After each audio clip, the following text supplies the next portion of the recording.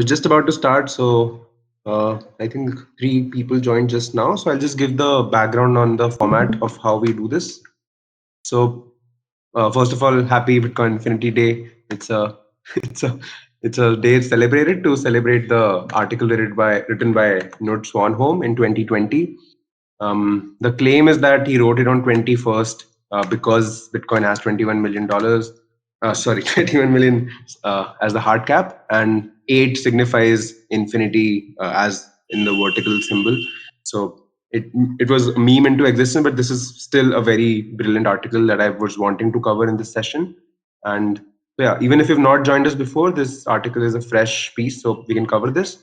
And then I'll come to the gradually then suddenly series that we have been covering for the last several weeks. So we are at 8.6. We'll start now. So yeah, this is the article, Deeper Down the Rabbit Hole, Bitcoin, everything there is, divided by 21 million. And yeah, one important thing about the format for somebody who might be joining for the first time is that I read through the article and I try to cover the context and any related anecdotes. If anybody has any thoughts, questions, ruminations to share, please feel to interrupt me, share with the group, interact, and have a dialogue with everybody here. Yep, let's start. Let me know if the font is okay. In case it is not, I'll zoom. One of the weirdest concepts in mathematics is the Banach-Tarski paradox. According to Wikipedia, it's a theorem in set theoretic geometry which states the following. Given a solid ball in three-dimensional space, there exists a decomposition of the ball into a finite number of disjoint subsets, which can then be put together in a different way to yield two identical copies of the original ball. Indeed, the reassembly process involves only moving the pieces around and rotating them without changing their shape. So I tried my best to understand what the theorem and the paradox represent. And it's that given a solid ball in three-dimensional space, there is a decomposition of the ball into disjoint subsets. Whatever this subset is defined in this three-dimensional space, and you can put them together in a different way to yield the same ball with two copies.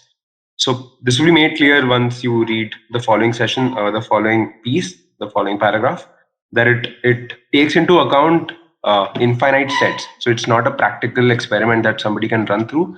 It's a mathematical thought experiment that requires defining infinite sets, which there is no quantifiable way to do. But I'll continue to read, and it will relate to Bitcoin in a matter of few paragraphs. In other words, a way to make identical copies of an object by disassembling and reassembling said object in a certain way. The theory is based around the concepts of countable and uncountable sets of infinities, and it would therefore literally take forever to even conduct an experiment to test the theory, but the mathematical proofs are there. Some physicists argue that the concept could have use cases in the subatomic world, the quantum realm. Could the theory be first glimpse into the multiverse, a hint at the possibility of parallel universes? And more importantly, what the hell am I rambling on about, and what has it got to do with Bitcoin? Infinity. Infinity meet finity, or finity.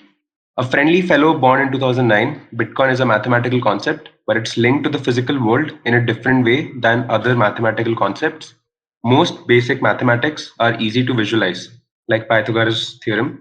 Just draw squares from the three edges of the triangle, and you can easily see that the square drawn from the hypotenuse is equal in size to the other two. Concept like Banach-Tarski is of course much harder to translate into a real world drawing. The concepts that make up Bitcoin can all be fairly easily translated into graphs and sketches, but Bitcoin has another layer on top, which is much harder to wrap one's head around: its connection to reality, its value.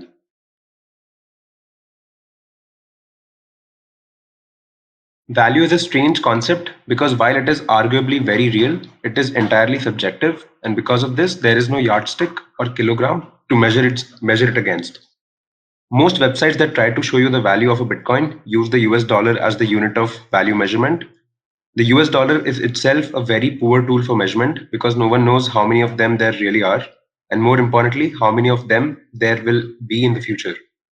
Our current global crisis, a virus with a 99.9% survivability rate, has made the money printers of the world go burr at an unprecedented rate. So, what's a fair way of measuring the value of a Bitcoin? Yep. So it's at the core of understanding value itself, which is the study of economics. But this article does a pretty good job in giving a very basic example and making the point clear of how standard unit of measurement of value needs to exist, even though value itself could be difficult to define. Measuring the value. Imagine two people marooned on a deserted island. Let's call them Robinson Crusoe and Tom Hanks. They have one Bitcoin each, and there is no way for them to acquire more than that. In other words, those two Bitcoins are a metaphor for the entire Bitcoin network. Both Tom and Robinson know that there are but two coins in circulation on the island. Robinson knows how to catch fish with his bare hands, and Tom knows how to chase down rabbits, catching them with his hands. They exchange the fish and the rabbits, which are both consumable goods, with each other. Sometimes they use their bitcoins as a medium of exchange if there's a shortage of fish or rabbits one day. Yeah. So I hope the example is pretty self-evident. And like again, if anybody has any questions, always feel free to ask. But the terms introduced here, which are economics based, are consumable goods, or even just the idea of creating value, which Tom does by catching fish with his bare hands. Sorry, Robinson does catching fish with his bare hands, and Tom does with chasing down rabbits, and they can both exchange depending on their personal preferences and whatever they find valuable at the time, and those are both consumable goods, so they serve purpose just to get consumed and derive value out of, and they are not capital goods, which will be uh, covered in this article later. And how Bitcoin helps facilitate that is by being a medium of exchange if there's a shortage of fish or rabbits one day. So any of the two people can be in debt to the other by giving them their Bitcoin, and that accounts for the value that they have given to them. And they can repay them in future by giving the real world valuable goods, which is the consumable goods, which in this example is just a very simple example of fish and rabbits. There is no other product in this economy. One day, Robinson constructs a net with which he is able to catch a lot more fish per hour. This gives him an advantage over Tom, who is now forced to invent a spear in order to catch rabbits at the same pace as Robinson catches fish. The net and spear are capital goods, and they are both beneficial to the island's entire economy, since both fish and rabbits are now cheaper to produce and cheaper to buy. Yeah, so this is where in Austrian economics, what's called entrepreneurial spirit or innovation comes in. That people are incentivized to create innovation and machines and tools to enhance their productivity. In this case, Robinson does that by constructing a net, using which he's able to catch a lot more fish than he would have been able to do with his bare hands, and this gives him advantage over Tom, so he can create a lot more value, and this way he can get Tom in a lot more debt because he can get all of his Bitcoin for the fish that he's providing, because the rabbits that Tom will be able to produce or get will not be the same as Robinson because of this innovation of a net. So this gives him an advantage over Tom, who is now forced to invent a spear in order to catch rabbits. So this is the incentive mechanism of innovation, that once somebody in the economy innovates, it forces other market participants to innovate themselves. Otherwise, they are not able to add as much value. And so what this does is creates capital goods. This is the purpose of entrepreneurs or innovation, is to create capital goods which essentially create more value or more productivity in the economy. So as opposed to consumable goods, which are used by individuals to just derive value, capital goods are themselves used to produce more consumable goods. So they are an ends to a means of consumable goods, and consumable goods themselves are just ends to value or deriving value. So yeah, they are capital goods, and they are both beneficial to the island's entire economy, since both fish and rabbits are now cheaper to produce and cheaper to buy.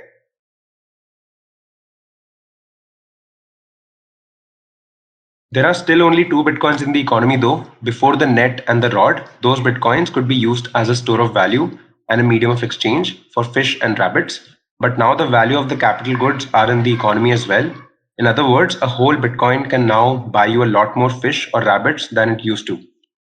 Yeah, so because there are just still only two bitcoins in the economy, they can still be used to represent value, and hence be used as a store of value and medium of exchange. because their purpose is not to get consumed or even produce more goods and services. Their purpose is only to facilitate trade through being a medium of exchange. And how that helps the individual who is holding that Bitcoin is that they have claim over more rabbits and more fishes, because the economy as a whole, which is of two people in this example, is producing more fish and rabbits, which was not possible prior to the capital goods.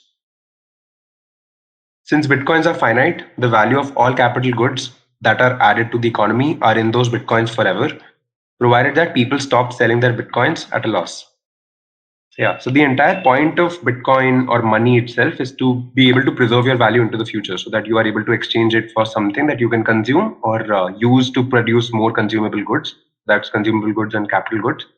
So the only assumption here is that Bitcoin are not being sold for a loss. And once you are able to do that, all value of all capital goods keep on getting added to those Bitcoins. Right now, people are. The volatility and price fluctuations are a testament to that. But there is a point in the future where no one ever sells bitcoins at a loss. When everyone realizes that there's no point in doing so, things will start to get really weird. Imagine the entire world economy moving into Bitcoin, everything there is divided by 21 million. A single Bitcoin would itself be enormously valuable, but it doesn't end there. New capital goods can still be invented and introduced into this economy, making each Bitcoin even more valuable. It is, in fact, a lot easier for new capital goods to enter a Bitcoin economy because the forces of an entirely unhinged free market is the best accelerator of human ingenuity there is. Yeah. So, yeah. Goes without saying that Bitcoin allows a free market which no other money till date has been able to do, because it's a peer-to-peer network.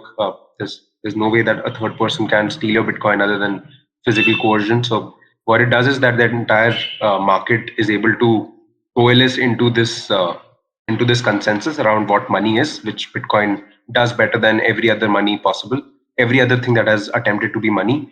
And this creates a free market, and what that does is allow us to create new capital goods, which was perhaps not even possible without Bitcoin and without this free market that it enables. These thoughts, once you've realized that they are absolutely rooted in reality and probably even inevitable events, are impossible to unthink. They are the rabbit hole. But let's take a step back and explore another mind bending concept, the concept of information being literally valuable. So I'll take a pause here. I'm sure if nobody here is new to Bitcoin, in my opinion, nobody is here. So these are pretty basic economics ideas, and it does not take much to understand the value proposition of Bitcoin once you understand those economic ideas. The latter portion will be a little more paradigm shift, will be more about the paradigm shift that Bitcoin allows, which is that it is information itself. The ownership is in being in control of that information. But yeah, this is a pretty neat example and summary of the value of a standard unit of measurement of value. Yep, which is quite interesting to me because like value of unit of value itself, which is how value, even though subjective, becomes more tangible and more real because it allows us to price all other goods. So you can never price Bitcoin itself. One Satoshi is one Satoshi. That's the value of Bitcoin, but you are able to value all other prices and goods against it. So it allows you to measure everything else, which is subjective still, but it gives you a way to come around consensus for a market. It's like two individuals will be able to price things according to their preferences, but as a whole, the market will be able to come to one number about one specific product and service, and that gives the signal for what somebody needs to do to attain that product, or what cost somebody needs to undertake to to get to that, to produce that good or service. Yeah, it's just a bit of a rambling. If no comments, thoughts, questions, I'll continue from value of information.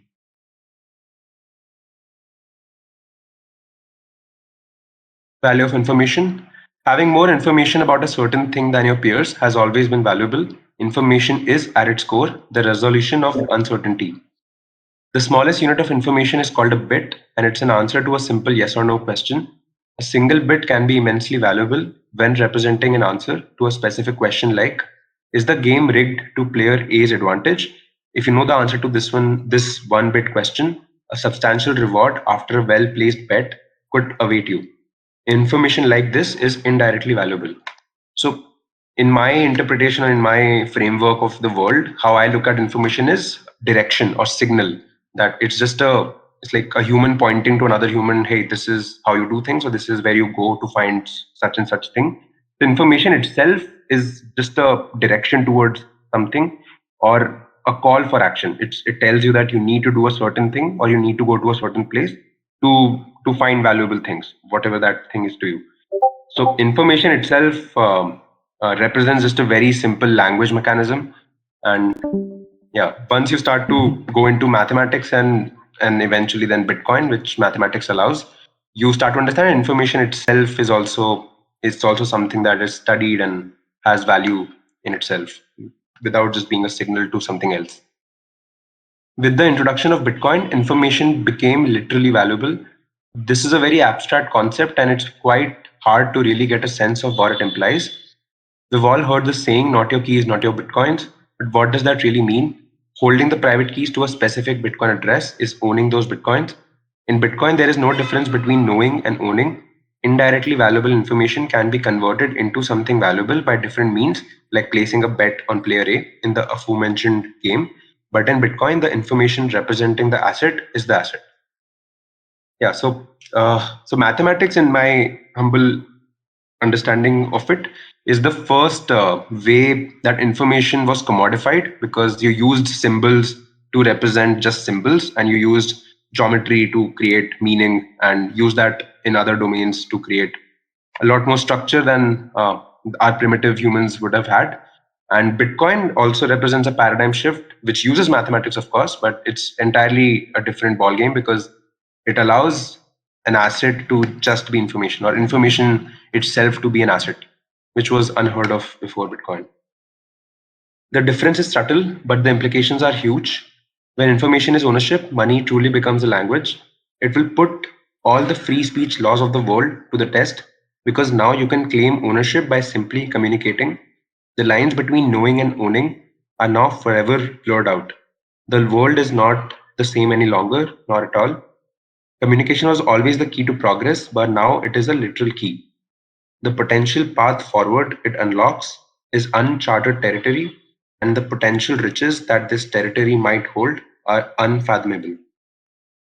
Yeah, so yeah, these are pretty profound concepts, and I think at the end of the day, it's for the individual to be comfortable with them, to understand them to the best of their abilities.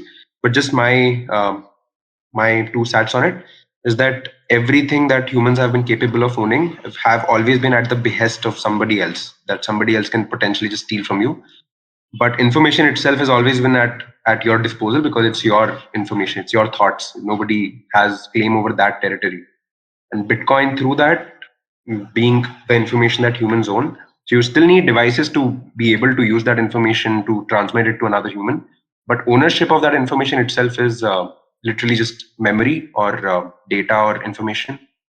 And yeah, ownership in that territory has been not possible before, and it's a territory that nobody else can invade without your permission. Yeah, I'll just take one quick pause here.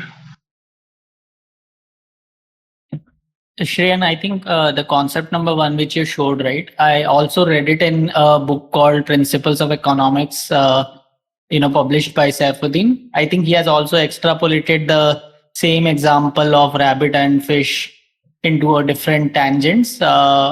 If someone wants to, probably learn, I think it's a great book to explore that part as well. Right. Right. Yeah, I'm yet to cover that book. I think it came after the Bitcoin standard and the fiat standard, right? So Correct. It's the latest version. I think it's the last version which has been published now. Right. There's one more other source which I just found out. Ravi? Yeah. Ravi, can you briefly tell the story, if it is possible, like briefly from Principles of Economics? Yeah. So I read this in like last month. So let me just recall what the best I have.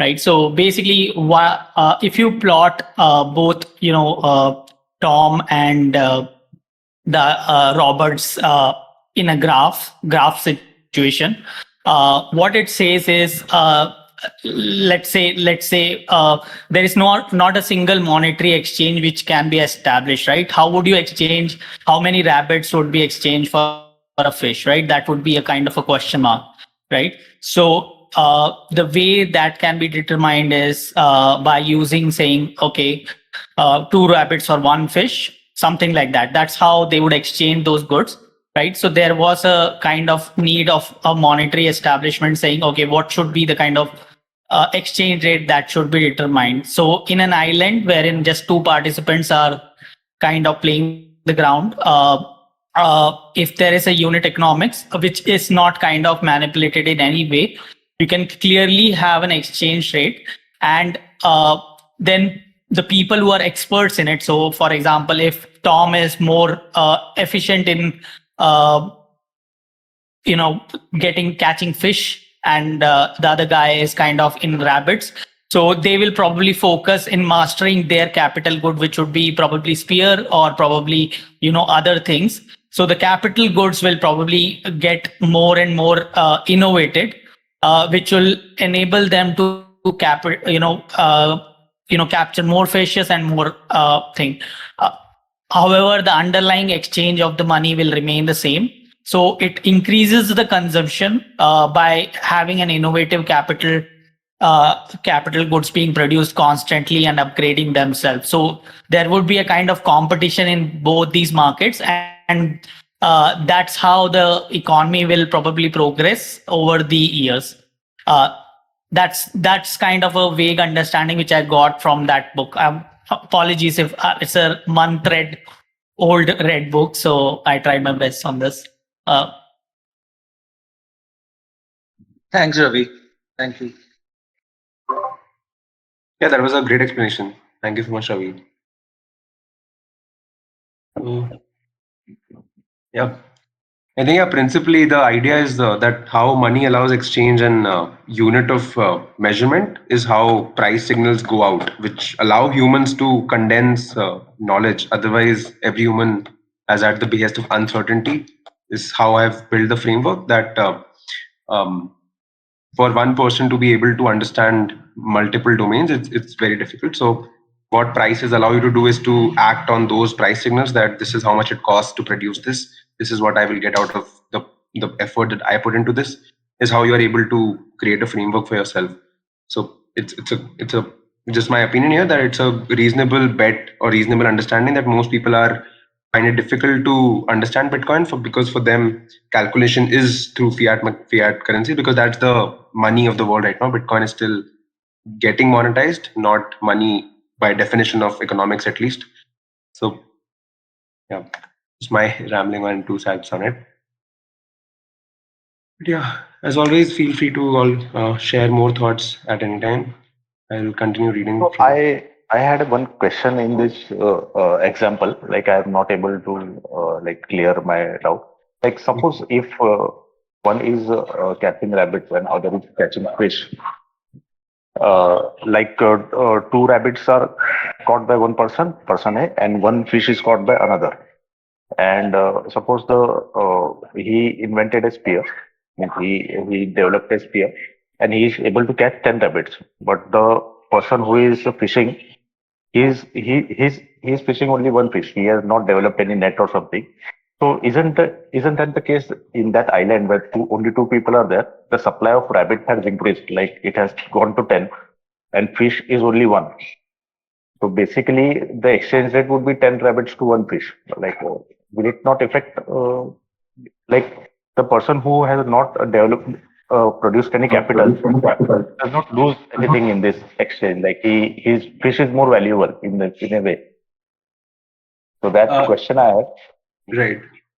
Can, If I understand the question correctly, then the assumption that you made during that example is that the person who's producing those 10 rabbits will still exchange it for just one fish. So that's the underlying assumption. So it's not that the person who did not produce more capital or consumable goods is getting more value for his product. It's that he will be forced into oblivion almost, that the person who's producing more rabbits does not have incentive to now give any more than one rabbit to that person, right? because those 9 rabbits are his value, his products, his Yes. products, labor's He products. can consume it. Yeah. Yeah, so he will only exchange it for one fish because that's the value that he was anyway exchanging it for before. And now he's producing more rabbits does not give other person any more claim over those rabbits. If that makes sense. But the supply has increased. I The can try exchange rate will answering make. this. Yeah. Yes. I can try answering. So basically, if I just start in the beginning, right? So let's say in the beginning, let's say both of them agree, saying, okay, 1 rabbit for 1 fish, right? And in the economy, right? That's the agreement. That's the exchange rate which has been done. So if the second person invents a spear and he is able to hunt more rabbits, let's say 10 rabbits, the exchange rate for the initial period will remain the same. That is, he will still be exchanging that for 1 rabbit for 1 fish, plus he would have a surplus of 9 rabbits. That's the kind of the exchange rate which is there. So for the rest of the days, the person who is unable to invent or probably unable to get into the competition will have to get himself upscaled by building a boat or building a net or something to actually catch more fish so that he has the same equilibrium built with the rabbit, the exchange, basically, right? So that's how in an economy the counterparties are kind of keeping their values intact. So it forcing someone or building someone a capital good actually gives a competition to other guy to also maintain the status quo by and that's kind of the overlapping flow of the economy. So it happens with countries as well.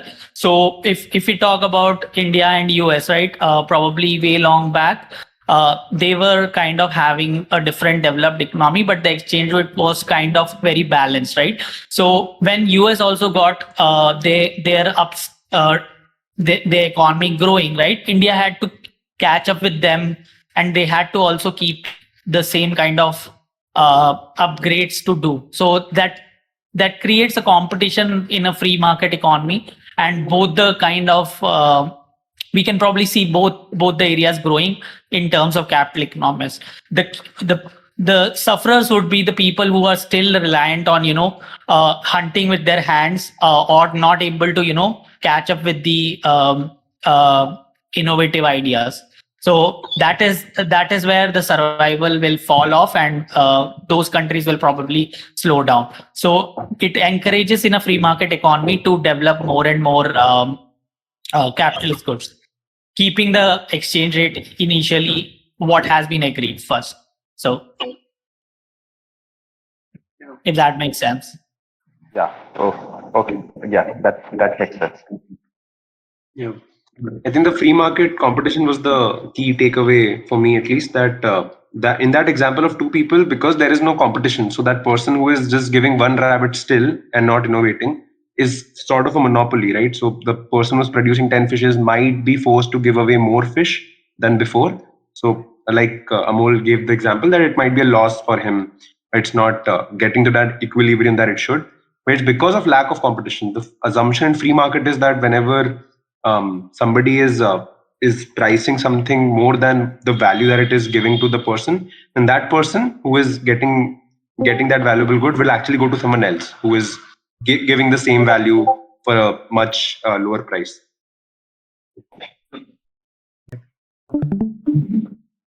Even if there are only two people in the economy, I think this price equilibrium will work. Like suppose the person has caught more fish, sorry, more rabbits, 10 rabbits, and other person is not contributing enough. Then the person who has caught 10 rabbit, he will say next time that I won't be catching 10 rabbits, I will decrease my supply. So it will again fall back to 1 to 1. Or he can catch 2 rabbits and like he can work for one day and he can take one day off. Like he will, the supply and demand will be a sort of equilibrium in that sense, even if there are 1 to 1 only 2% in the economy. Right. So he buys himself more time essentially, right? This is what Yes, his yes. value is still preserved and it's expressed through more time, if not more goods and services. Okay, I've already reached the halfway mark, so I'll complete this. We're only almost there. And then I'll take one pause and then we'll go to the original article as well. Combining concepts. Now combine these two concepts, a finite set of tokens to represent an infinite potential future economy. These tokens being nothing more than mere information transferable between humans at an instant everywhere in the world. This invention or discovery is bigger than everything. It has the potential to propel humanity into a type 2 civilization on the Kardashev scale in a matter of years instead of centuries. The most ownable and the most valuable good, unconfiscatable, the end of violence, the end of war. Yeah, there's a lot of stuff to cover here on a philosophical level, but yeah, I think the type 2 civilization on Kardashev scale is like a good rule of thumb to remember that humans will be able to channelize energy in a much bigger scale than we are able to do that because of there not being a free market without Bitcoin. When you cannot know how much a person owns and when you can't take it by force, there's just no way of enriching yourself other than by providing something of value to your fellow man. To fully comprehend what this means is impossible. We are cave trolls trying to imagine Boston Dynamics. We're living in times of relative peace, but we all pay taxes, and even more importantly, we are all ruled by our central banking criminal overlords. Central banking is and always was a hideous crime against the entire human population, a war crime, if you will. With Bitcoin, each and every one of us can opt out and bypass the mafias by disarming them. The weapon of counterfeiting is now useless. So Bitcoin is always the solution to the double spending problem without trust. So counterfeiting is the biggest weapon in the world right now, not some physical weapon, because you don't need to coerce somebody if you can just take away their wealth. The Banach-Tarski paradox seems like a clear barrier between reality and the realm of the hypothetical, but so did negative numbers, the square root of -1, and a bunch of other mathematical concepts that came to be inside the heads of the geniuses that first thought of them, way before they had any real use case in meat space. Bitcoin is balancing on the edge of our understanding of the world between what is tangible and what can be imagined. The more we allow ourselves to imagine, the more useful it becomes. As Niels Bohr said, if quantum mechanics hasn't profoundly shocked you, you haven't understood it yet. The same is true for Bitcoin. There's no way out of the rabbit hole and it seems bottomless, but daring to descend it is the best thing you can do with your time. Yeah. Yeah, I mean, I'm sure all of you have. Uh, I think I've interacted with basically everybody here, so everybody has a profound sense of Bitcoin already. So it's not a new realization, but for me, just closing it, just to close it off, I think value itself is like the mantra that you have to understand for somebody who's a student of economics. That what value means, and once you meditate on that question, it becomes more and more pertinent for you to find that out. And that is the rabbit hole that individuals in their journey are trying to dig into. Yeah. One pause if somebody would like to share. I'm sorry for, yeah, I would love to hear from everybody and also complete this session. So at any time, we are always free to share our thoughts. I'll just try to cover this article, which we have covered in the last session. We'll close this so that we're able to start the next. So yeah, pause for maybe 10 seconds and then we'll start. Shreyan, I'll just say that I'll probably recommend people who are planning to, get books of Saifuddin Ahmad, right? Probably going to his website, and I think he has got his course for almost $13 or $15. Yeah, and he has got these short videos, so it will save up everyone's time to go into all those four books, and as well as have a kind of video interactive session. So he's recorded those courses, which is quite easy to go through, and it's $15 per month. So if you are able to, probably, I think those things I was able to cover in just 2 months. and he explains those concepts really well. So concepts like value, concepts like the exchange, as well as the Bitcoin standard is obviously his famous one. So I think it will save up everyone's time as well. So and Nice, jumpstart nice, other things. nice. I've not explored his courses. I've heard him talk about in his podcast, but yeah, I'm yet to check it out. So I'll do No, that. right. They are really great courses. I was able to, I was able to complete them within 2 months. So, if you are not into reading books, and love watching videos or podcasts, I will highly recommend you just go onto the course, buy a 2 months package, and finish those courses there itself. He has got his four books explained really well with quite great examples, and he will take you through all the um, articles as well, so which might be the relevant ones. So Mm. it Super. will save everyone's time as well. Yeah. Yep, yep, yep. All right. So I'll close off the remaining tabs. And yeah. So yeah, just to bring the context again, we were covering how the dollar-based system works, which is through credit. How money is monetized in the world right now. Money currently is the US dollar after the Bretton Woods, because every other currency is pegged to the dollar inadvertently. It's not that it does not have to literally have to be pegged, or legally also have to be pegged. But dollar with or without an option becomes the medium of exchange for countries, and thereby for individuals to incorporate into their daily lives. So understanding dollar is important, whether or not you live in the United States, or whether or not you are using it in your everyday life. And once you understand that central bank monetary policy is a monolithic institution, it's not that central banks have a say over not supplying money, creating more money into supply, because of the system that has been created after the Bretton Woods. But yeah, so the remaining article is actually pretty standalone itself. So I'll read it, and at any point, if somebody has any question, please feel free to ask. Instead, the effects of increasing the money supply are transmitted over time through an expansion of the credit system. The credit system attempting to contract is the market, and the individuals within an economy adjusting and repricing value. The Fed attempting to reverse that natural course by flooding the market with dollars is, by definition, overriding the market's price setting function, fundamentally altering the structure of the economy. To break this down in a very simple term, is that so whenever the new money starts to enter into the economy, how things get repriced is by individuals and the market as a whole repricing that value with this new economy. With this new economy, by which I mean new money into supply, and the Fed is attempting to reverse um, that natural order of market by flooding the market with more dollars. So this overrides the market's price setting function, which fundamentally alters the structure of the economy. And to the extent to which it happens, because it's coercive, it's not as if somebody can opt out of it, is that it creates a entirely distortive market. It's not that somebody can even incorporate the level of distortion that happens, and it's not a mathematical equation that can help you derive how much distortion there is.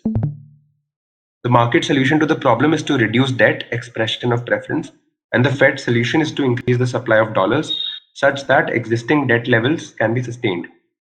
So individuals will, of course, be incentivized to reduce their debt, and the only solution that Fed has, because there is more debt that the federal government has than there are dollars in the economy, is to sustain that existing debt levels by increasing even more dollars into supply.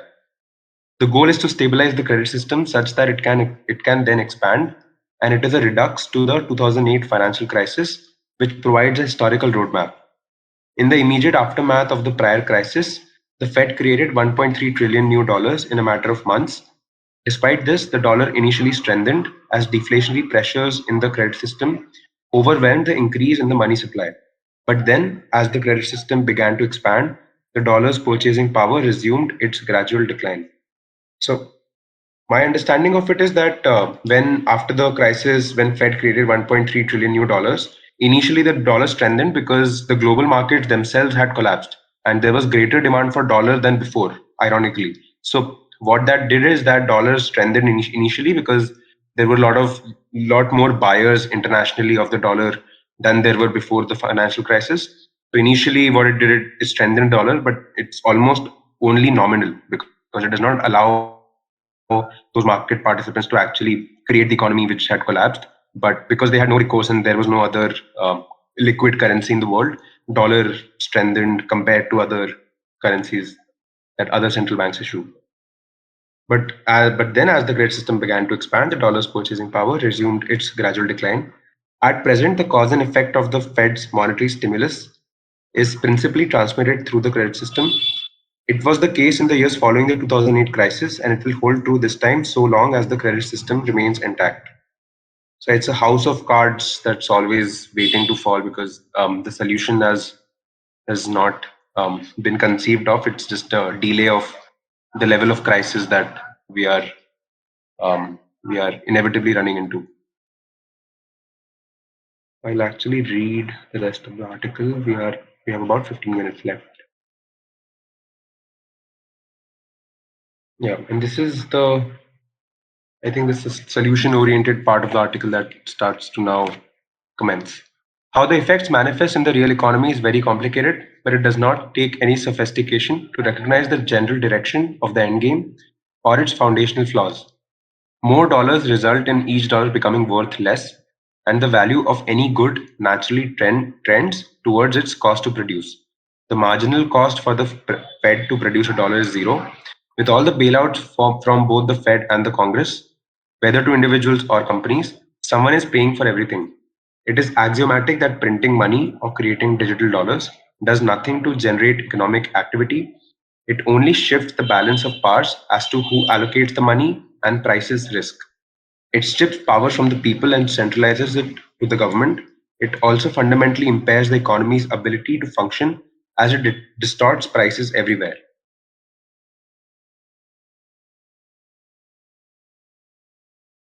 But most importantly, it puts the stability of the underlying currency at risk, which is the cost that everyone collectively pays. The Fed may be able to create dollars for free, and the Treasury may be able to borrow at near zero interest rates as a direct result. But there is still no such thing as a free lunch. Someone still has to do the work, and all printing money does is shift who has the dollars to coordinate and price that work. So yeah, the example that I give is that just imagining a handloom running in the corner which is printing dollars. So it's very intuitive that it does nothing to create any real value in the world. It does not make any human's life better, but it does have a real effect in the economy because somebody is able to use those new dollars and use that to absorb value from the market. So they are able to bid other market competitors out, and they are able to outbid through that outbidding, able to allocate more resources and coordinate activity in the economy, which should not have been possible in the first place. Um, yeah, so it's effectively just theft which is systematized.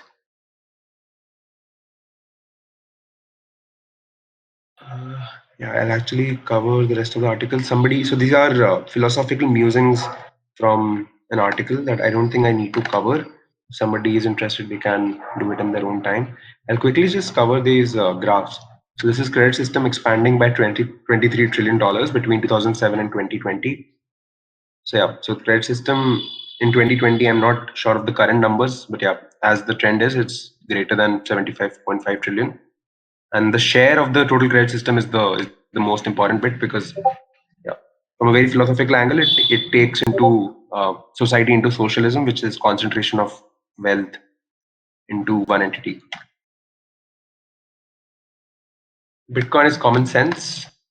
Among its perceived flaws as a currency, Bitcoin is viewed by many to be too complicated to ever achieve widespread adoption. In reality, the dollar is complicated, Bitcoin is not. It becomes very simple when abstracted to the least common denominator, 21 million Bitcoin. And who controls the money supply? No one, not the Fed or anyone else. At the end of the day, that is all that matters.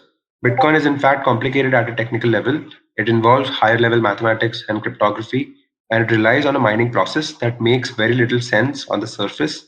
There are blocks, nodes, keys, elliptic curves, digital signatures, difficulty adjustments, hashes, nonces, Merkle trees, and addresses, and more.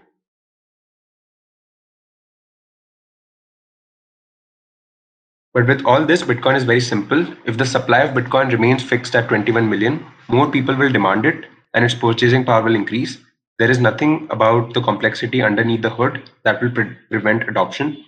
Most participants in the dollar economy, even the most sophisticated, have no practical understanding of the dollar system at a technical level. Not only is the dollar system far more complex than Bitcoin, it is far less transparent. Similar degrees of complexity and many of the same primitives that exist in Bitcoin underlie an iPhone. Yet individuals manage to successfully use the application without understanding how it actually works at a technical level. The same is true of Bitcoin. The innovation in Bitcoin is that it achieved finite digital scarcity while being easy to divide and transfer. 21 million Bitcoin ever, period, that compared to 2.5 trillion new dollars created in 2 months by one central bank is the only common sense application anyone really needs to know. Yeah. This article does make points reinforced by claiming the 21 million Bitcoin narrative clearer. And I think that's at the heart of the value proposition because everything else is just a way to implement that into reality. Yeah, I'm sure a lot of you might have seen this curve already. So yeah, just walking over those graphs. This was the money supply expansion in QE1, QE2, QE3. All of it has happened in the last decade. And yeah, post 2020, there has been QE, which fares, which makes everything else pale in comparison. Fool me once, shame on you. Fool me 4 times, shame on me. This is Bitcoin supply, which is asymptotic curve, which is almost like a logarithmic curve due to the halving hard coded into Bitcoin's consensus. And this is the actual Bitcoin into supply.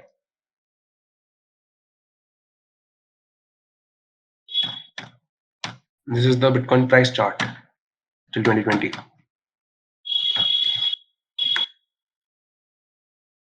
There is a lot happening in the background, but these three charts are what drives everything. People all over the world are connecting these dots. The Fed is creating trillions of dollars at the same time. The rate of issuance in Bitcoin is about to be cut in half. See the Bitcoin happening. While most may not be aware of these two divergent paths, a growing number are. Knowledge distributes with time, and even a small number of people figuring it out ultimately puts a significant imbalance between the demand for Bitcoin and its supply. When this happens, the value of Bitcoin goes up. It is that simple, and that is what draws everyone else in. Price. Price is what communicates information. All those otherwise not paying attention react to price signals. The underlying demand is ultimately dictated by fundamentals, even if speculation exists. But the majority do not need to understand those fundamentals to recognize that the market is sending a signal. As an economic phenomena, just to give my opinion on this, as an economic phenomena, of course, most participants will never understand or take the time needed to understand Bitcoin on a systemic level. But I think there are, of course, more aspects to Bitcoin than just price. But yeah, the theme of this passage and this article is that for Bitcoin adoption to take place, it will not happen through more and more people um, running full nodes. It will happen through people realizing and reacting to the price, which is the it's like the more both tragic and the reality beauty of this world and reality. Once that signal is communicated, then it becomes clear that Bitcoin is easy. Download an app, link a bank account, buy Bitcoin, get a piece of hardware. Hardware generates address, send money to an address. No one can take it from you and no one can print more. In that moment, Bitcoin becomes far more intuitive. Seems complicated from the periphery, but it is that easy, and anyone with common sense and something to lose will figure it out. The benefit is so great, and money is such a basic necessity that the bar on a relative basis only gets lower and lower in time. Self preservation is the only motivation necessary, ultimately breaks down any barriers that otherwise exist. Yep. Self preservation is how evolution has happened on this planet. So, Bitcoin adoption does not require any new knowledge, it requires self preservation on a economic reality level.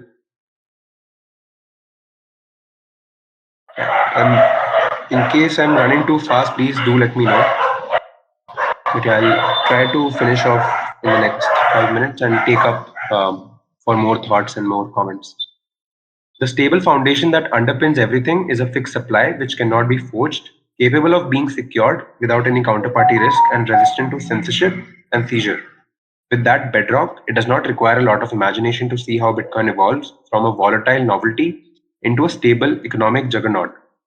A hard capped monetary supply versus endless debasement, a currency that becomes exponentially more expensive to produce compared to a currency whose cost to produce is anchored forever at zero by its very nature. At the end of the day, a currency whose supply and derivatively its price system cannot be manipulated. Fundamental demand for Bitcoin begins and ends at this singular cross section.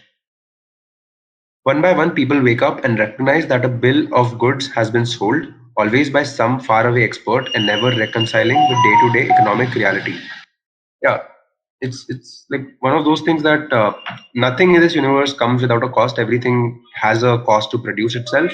The only problem with the current monetary system is that not enough people have woken up that a bill of goods has been sold always by some faraway expert and never reconciling with the day-to-day economic reality, which is that more and more dollar currency units get produced at a marginal cost of zero but are being monetized to price real goods and services which are produced by a lot of cost undertaken.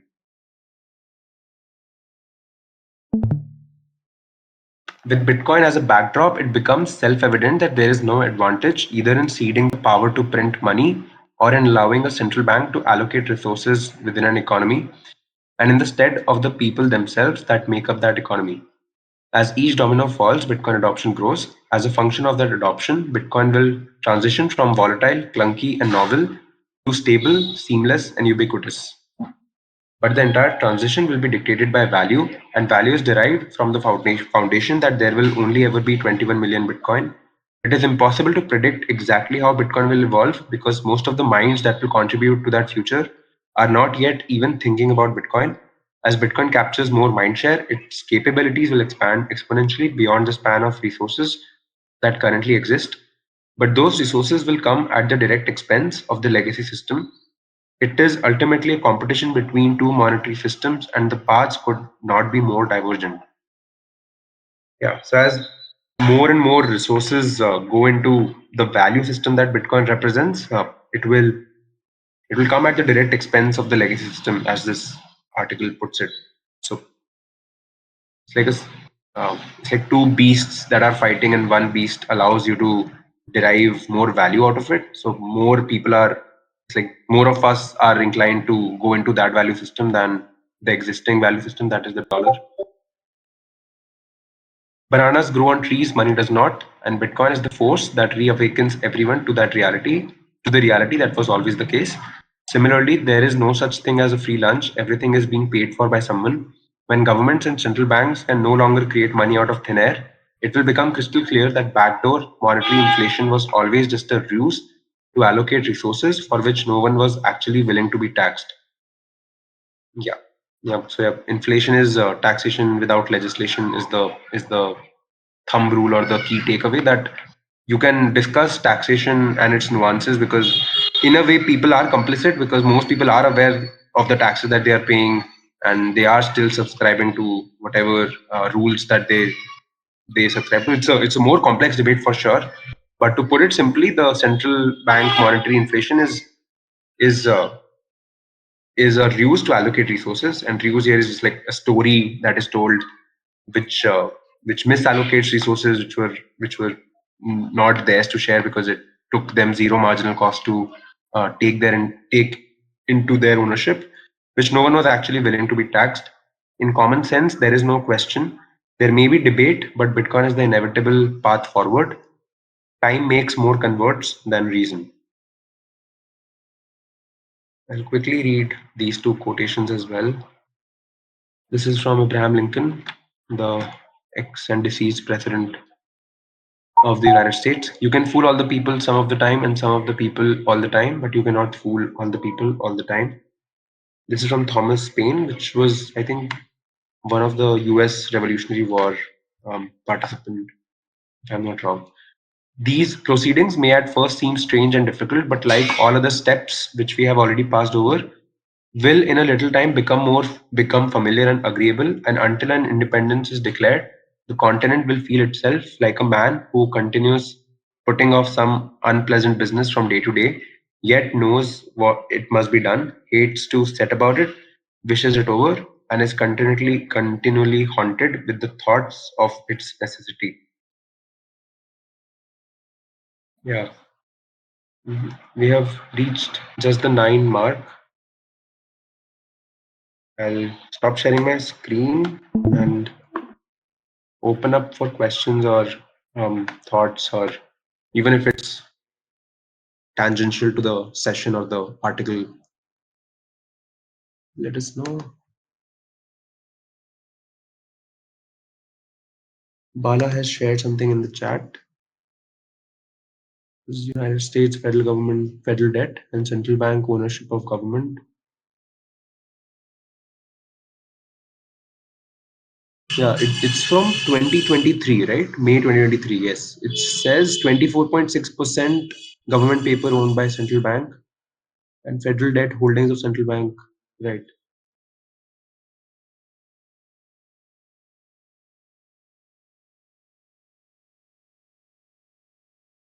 Yeah. And I have a very superficial understanding of it, but I think historically it has always happened that eventually government paper gets monetized by government paper, because US Treasuries is a promise, and US dollar currency units, which is created by Federal Reserve, is also a promise by Federal Reserve that it will be valuable in future. So yeah, it's not a new phenomena that we are uncovering. It's just in a new form, which is mostly digital and global. Agnivan has sent something in the chat. You cannot fool all the people until you don't even need to fool. For example, Enron company's failure. No one knew about it and thought it is absolutely fine until it failed. Even employees had zero idea. So yeah, there is a right. Yeah. I think yeah, the systemic problems of the economy sometimes are not made apparent until sometimes it's too late. Yeah.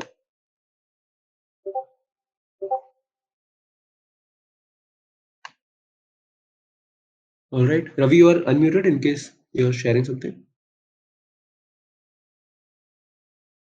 No, I was just unmuted just on the general discussion. Yeah, nothing from me. Thanks.